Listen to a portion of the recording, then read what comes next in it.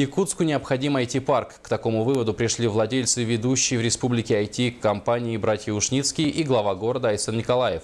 Сегодня мэры и предприниматели обсудили развитие IT-отрасли в Якутии. Речь шла о поддержке молодых программистов и подготовке необходимых кадров для развития отрасли в республике.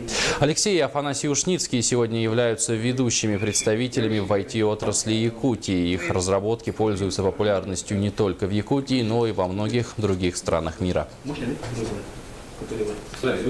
Я просто сделаю, что IT-парк нужен в городе Якутске, его надо строить, надо создавать условия для роста компании. Вот, допустим, вы сейчас находитесь в офисе Майтона, этот офис занимает 1100 квадратных метров, и им даже здесь еще тесновато.